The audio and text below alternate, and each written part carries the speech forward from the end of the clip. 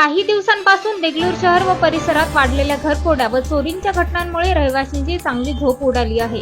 या प्रकरणाचा छडा लावण्यास पोलीस अपयशी ठरल्याने चोरट्यांनी पोलिसांच्या नाकावर सोमवारी पहाटेच्या सुमारास दत्तनगर भागातील एका गुत्तेदाराच्या घराला टार्गेट करत 4,91,00,000 लंपास करत पसार झाले आहे।